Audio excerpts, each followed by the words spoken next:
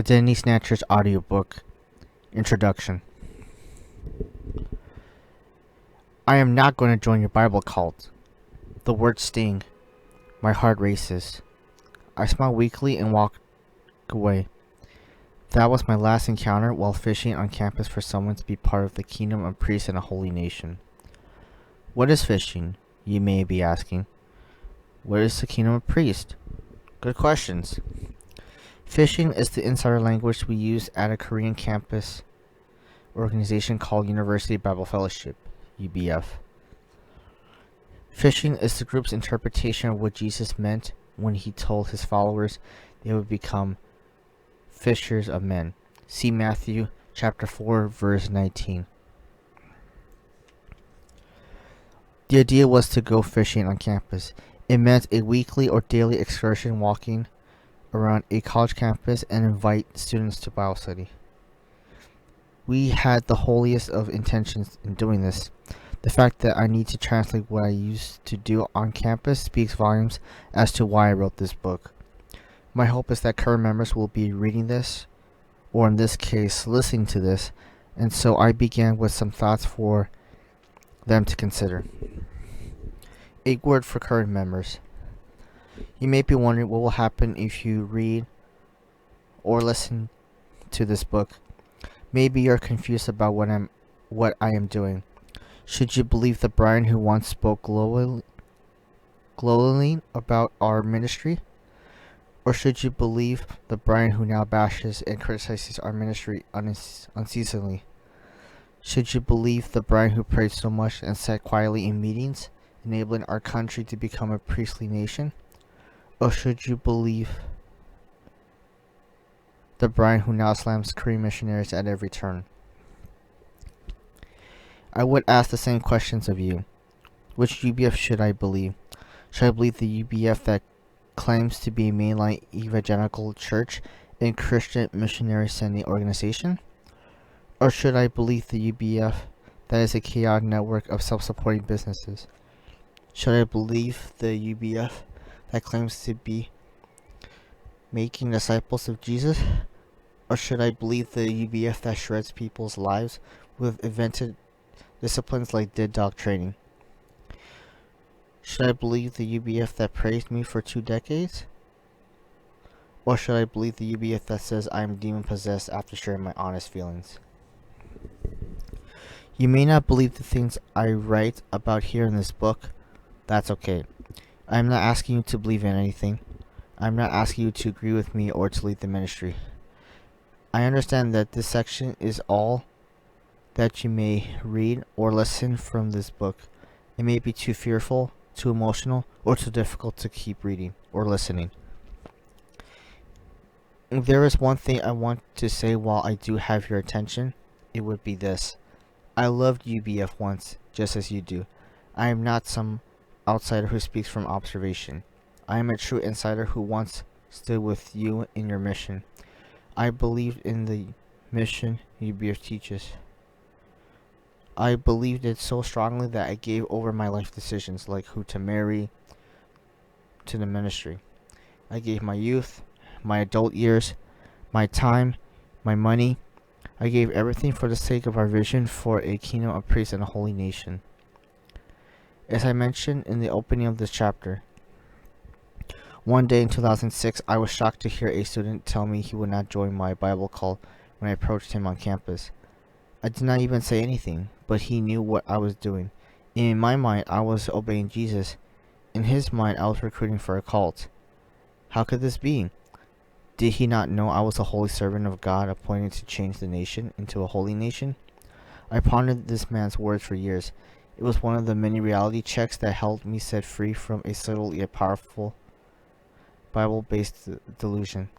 In time, I began to see the growing disconnect between my perception of UBF and the reality of UBF. I came to terms with 2 realities in particular. I am living in a fantasy. I am seen as a cult leader by the outside world.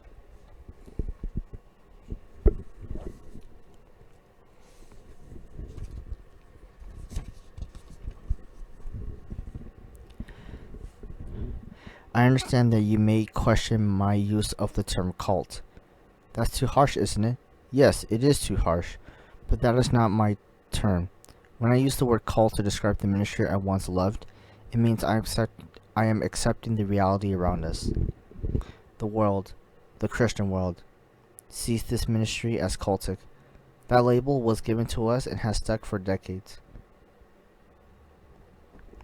Shouldn't someone address this label?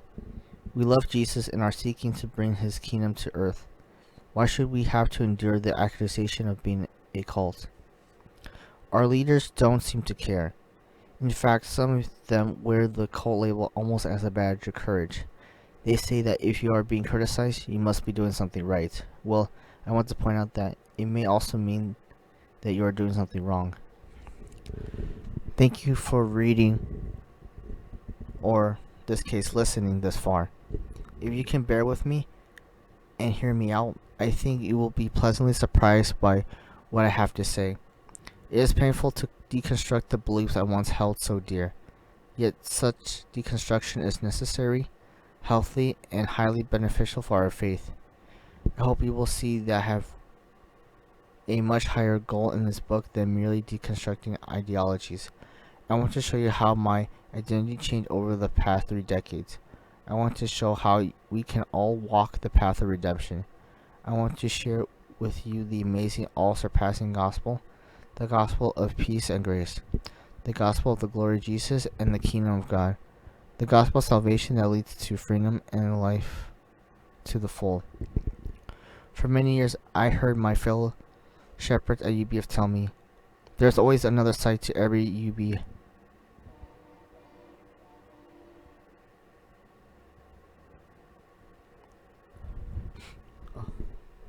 My apologies, I almost sneezed.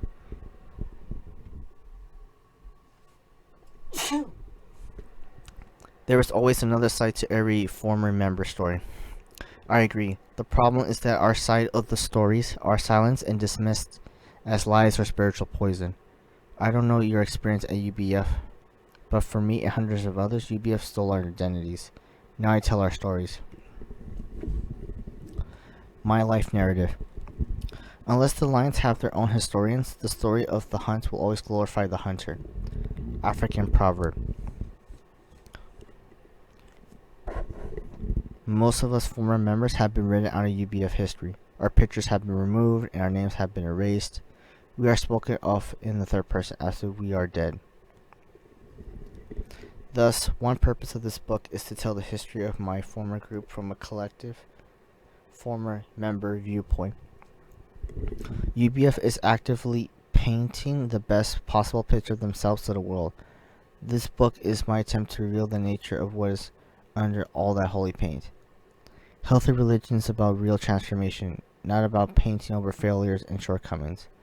These are the stories the group leaders do not want to be told.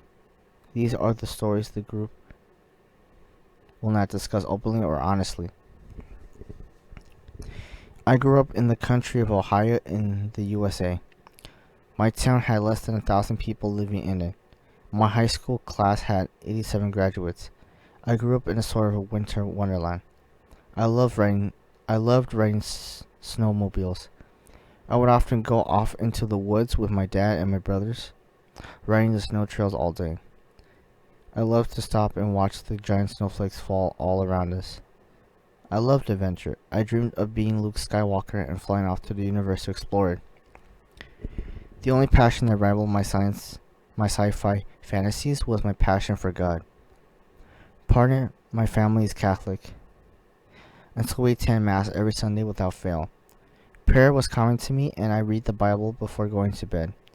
I took the standard catechism classes, but did not stop there. I continued attending the classes led by Catholic nuns through high school.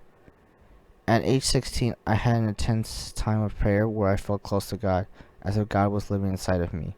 I prayed so much that night for my father, who was diagnosed with Lou Gehrig's disease, ALS.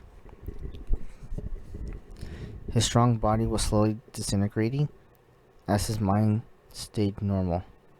His slow march to death shattered my winter wonderland. life during my teen years, and also drove me to become ultra religious. I wanted to be a priest, but I was just about to graduate high school and had many other things on my mind, like my one and only girlfriend. The debate raged in my mind. Do I enter the priesthood and remain celibate, or do I enter the world and pursue my passion for computer science? I chose the world. I was a Christian, but I could not make the commitment to be a priest. Besides, I saw the wonderful example of Christian life from my parents and grandparents. They showed me that I would be loved no matter which path I took. I entered a university not far from my hometown with all these thoughts in my mind. My father was slowly fading away. My mind was conflicted between technology and God, and my emotions were swelling from leaving behind my girlfriend in my hometown. You might say this is a perfect storm. 2 weeks after arriving on campus, I was sitting by the library on a sunny afternoon. A man approached me and asked if I ever thought about God. Of course, I said yes, I did. He shared some Bible verses and invited me to a campus Bible study. I told him I was not interested, but I appreciated what he was doing. I also gave him my contact information. This was in days before email, so he had to actually visit me in the dorm later. The next week, he knocked on my dorm room door, and he had a Korean man with him. I felt at ease immediately because I had loved the Karate Kid movies and thought the Korean man looked like Mr. Miyagi. Their invitation to Bible study seemed to me to be God's answer to my prayers to be a priest. They told me all about UBF and how it was a student missionary training ministry connected with the Presbyterian Church, in that they followed the Westminster Catechism. Immediately, the hope to serve God with my life came back to my mind. If I did not have the calling to be a Catholic priest, maybe I had the calling to be a Protestant missionary. And so I joined UBF with the hopes to be a missionary. I began Bible study with these two shepherds. This passion and hope would spur me on for the next 24 years. Always UBF promised to train me to be a world-class missionary. I was drawn in by the wonderful food, the good fellowship, and excessive attention they paid to me. I stayed at UBF for many reasons. One reason is that UBF became my new family. When my father died, they attended the funeral. I adopted them as my spiritual fathers and mothers and brothers and sisters. We had such joyful and meaningful fellowship at first. It seemed to me I had found my new winter wonderland.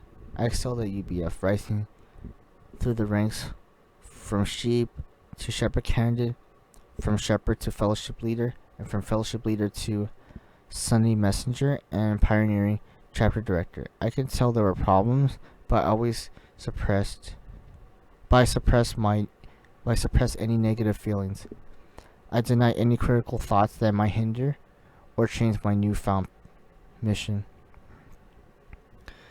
Like the shepherds around me, I felt the twinge of pride whenever any of my friends fell away from our fellowship. I began to see myself as a lone, holy soldier carrying on the flame of the world mission. I was sad every time someone left our ministry or was given harsh training, but I considered it their own fault for having weak faith. I just made sure my faith was strong. I made sure I was the faithful one, devoting 30 or 40 or more hours every week. I threw myself into the UBF activities, attending Sunday service every week, morning prayer every day, weekly meetings on Monday, Tuesday, Thursday, and Friday. Every week I wrote a 3-page testimony or lecture examining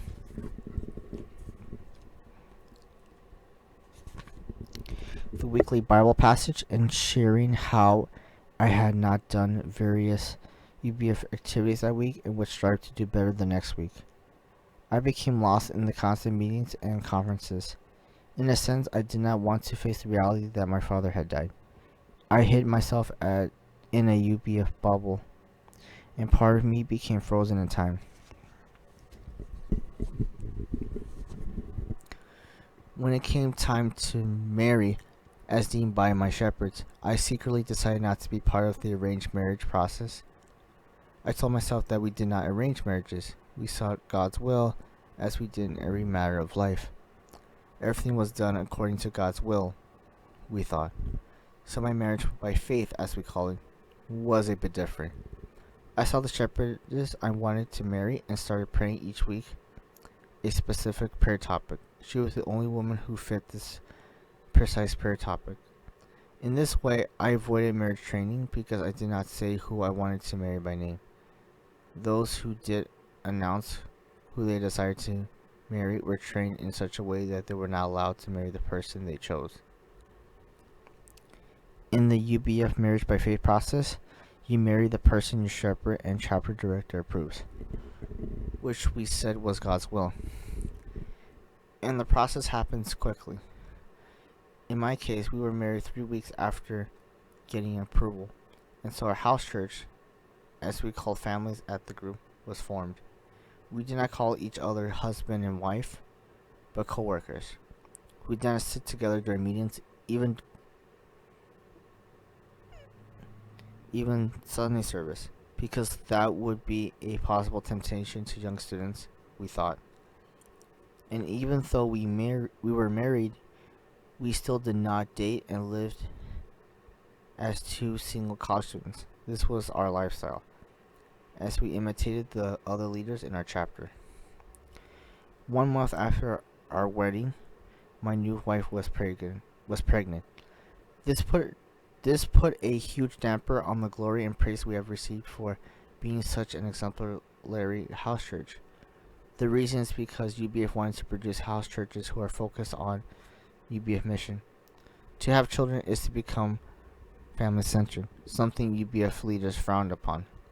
I could see this contradiction, but learned to ignore such things. Year after year, we overlooked the mounting problems facing our family. Only after being sent out as what is called a pioneering house church to another city did my wife and I had time to begin acknowledging and processing the problems.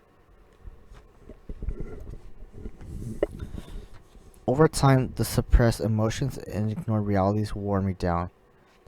In fact, I became so burdened by problems I had witnessed in the ministry that I finally did the unthinkable after a Bible conference in 2011. I shared a one-page report that expressed my honest feelings. I shared how I did not learn anything from the lectures. This was the honest truth and also a test, actually. By now, numerous people from my home chapter at UBF were confiding in me, sharing their problems. I wanted to see how the leaders would react to my honest thoughts and feelings. Would they be Christian pastors to me? Surely they can handle 1 page of honesty.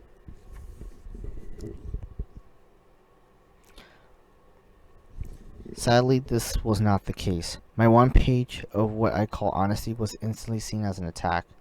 Within 2 hours of sending the report by email, I got an angry phone call. I was told I was spiritually dead. After 24 years of extreme devotion to the mission of UBF, I had become rebellious in a matter of hours. Even though I have written thousands of positive reports and have been the exemplary shepherd and house church, I was considered to be a troublemaker for this 1 page of honesty. Those I consider my friends began questioning whether I was demon possessed. Email wars blew up as I decided to continue sharing my honest thoughts. For the next several months, my UBF life was turned upside down. On July 2nd, 2011, I had enough. My wife and I resigned from UBF and closed down our Detroit UBF chapter.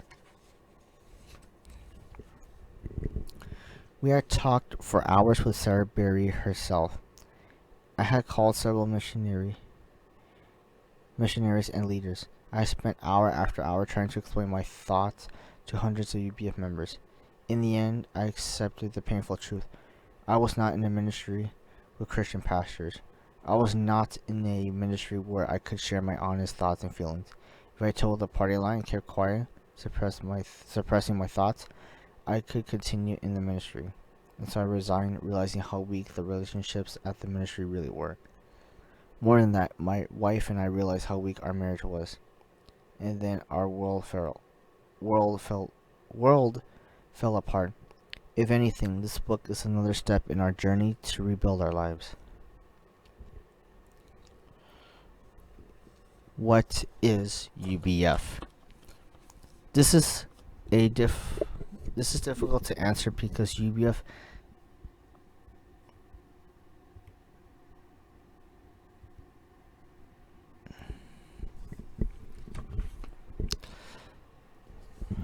This is difficult to answer because UBF is a loose network of chapters on college campuses around the world, bound together by specific ideology called Kina of Priests and a Holy Nation, Kopan.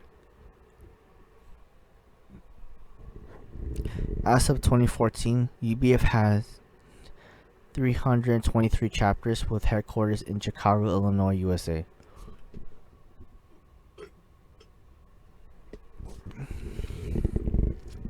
Each chapter has a chapter director who in recent years is sometimes called a pastor, quote unquote. Out of 323 chapters, about half, 159 to be exact, are nothing more than one family living by themselves near a campus, called a house church in UBF terminology. The other half of the chapters consists of 2, 3, or more families. The largest chapters in the U.S. outside of Chicago are in the Washington, D.C. and Los Angeles areas. Day-to-day management of these satellite chapters is left to the local chapter director normally. The Power Center chapters, often called HQ or headquarters, generally have a hands-off attitude. Instead of going out to support the satellite chapters, each HQ chapter is sent as sort of a base camp where members go to be recharged in their faith. Monetary support is not given to the satellite chapters except in extreme cases. Instead, offering money is sent to the HQ chapters. UBF is a private community. Rarely have outsiders seen what I've seen. Only students are allowed inside, and as such, only an insider like myself can describe what the community is like. Outsiders will typically see a conservative evangelical Bible study fellowship with a few strange additions that might be dismissed as just being part of Korean culture.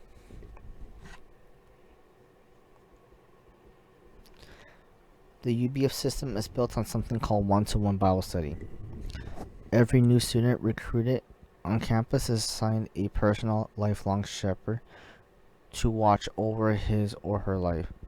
The shepherd is to be a spiritual parent for the student. He or she is responsible for the moral and spiritual performance and growth of the student into the UBF system.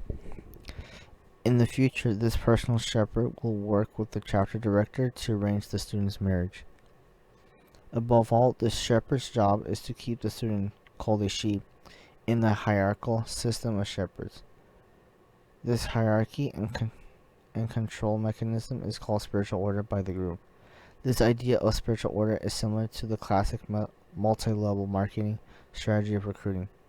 UBF might be called a spiritual Ponzi scheme. As such, the structure of the UBF organization is constantly falling apart.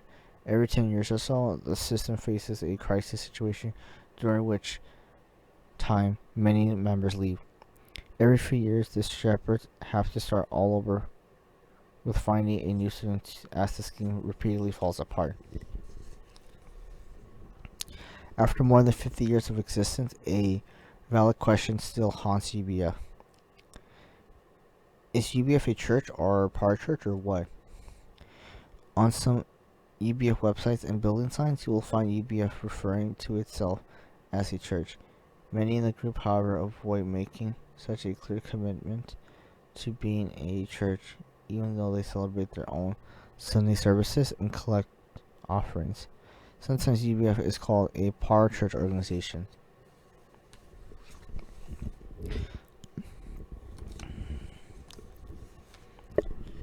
UBF was comfortable with that term in the early days, but now they typically avoid that term as well.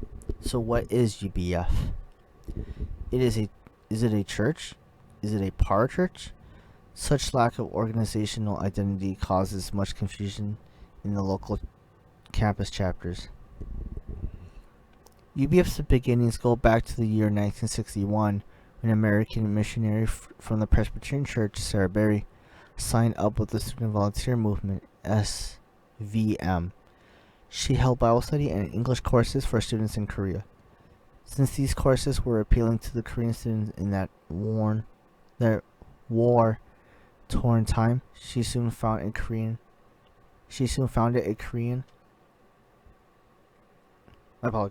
a Christian student center and engaged Chang-woo Samuel Lee as a Korean co-worker. Lee soon took over the leadership, separating the ministry from the Presbyterian Church, and shaped the group with his own teachings and practices. He claimed that Sarah Berry wanted to become a secretary, cementing the male-dominated hierarchy that continues to this day. Lee continued to be the general director of the UBF until his death in 2002 in Chicago, Illinois. Although former members tend to criticize Lee's extremely authoritarian behavior, methods, and various wrongdoings, he is still praised and held in high regard among many current UBF members. For example, until recently, UBF celebrated Lee with a special annual Founders Day celebration in remembrance of him. The celebrations held around October 9th, Lee's birthday, often involve several arranged marriages and various other glorifications of the UBF organization. Many UBF members even have a Buddha-like attitude toward Lee, hanging large pictures of him in their houses, visiting his grave site annually, and making attempts at codifying his spiritual legacy. While a recent trend is to create new Bible study material not based on Lee's material, criticizing Lee's writings or actions is still a serious offense within the group. Such critics are labeled as the rebellious people. Even in recent years, the critics of Lee have been coerced to leave the group. Early on, Samuel Lee gave UBF a focus of something called World Mission. He started to send UBF members as missionaries to foreign countries, starting with a small island near South Korea as a test. When that seemed to be successful, Lee began sending UBF people out to Germany and the USA. Later, Samuel Lee, under pressure from critics inside the group and from Korean tax authorities, immigrated to the USA himself. He relocated the UBF headquarters from Seoul to Chicago, USA, where it remains until now. Lee imagined that America is the new Rome, an ideal place to get visas for a worldwide network of missionaries. In 1975, Lee and Berry set up UBF to become incorporated as a non-profit organization in the United States, in the state of Mississippi. This is the hometown state where Sarah Berry was born.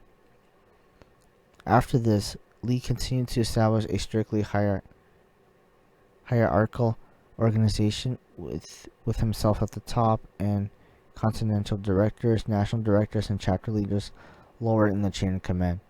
The pyramid-like director-style leadership structure with headquarter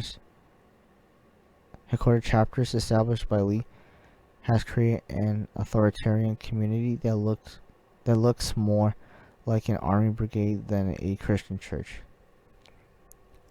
Since its separation from the Presbyterian Church in the 1960s, UBF has not made serious effort to associate with any established church or mainline denomination. UBF has thus effectively become its own new denomination with its own brand of religion derived from a mix of Christianity, Confucianism, and Buddhism. I call this UBFism. Lee originally tried to make UBF into an anti-church and persuaded many UBF leaders to think they are the spiritual elite and the green berets of Christianity. They look down on nominal pastors and easygoing Christians outside of UBF. For example, in the church building that UBF bought in Chicago and where they still have Sunday services, Lee let members remove crosses, stained glass windows, the organ, church benches, and other interior artifacts that resemble an ordinary church. He also deliberately ignored other church traditions such as celebrating Holy Communion and baptism. After Lee's death in 2002, UBF is trying to appear more normal to outsiders. They created a self-publishing company called UBF Press, loosely patterned after University Press, and joined several associations such as KIMNIT, the Evangelical Council for Financial Accountability, ECFA, and the National Association of Evangelicals, NAE, in the USA. In 2004, a petition was signed by many former UBF members and sent to the NAE, asking the NAE to remove UBF as a member. I called Cal Fisk of the NAE, who was heading up the investigation, and spoke in favor of UBF defending our ministry. Kyle told me that they were investigating 3 of the serious allegations brought forth by former members. Kyle would not reveal to me the allegations, but said one of them was in regard to offering money. He said the UBF leadership refused to give any answer. The silence and repeated rejection of the NAE request to me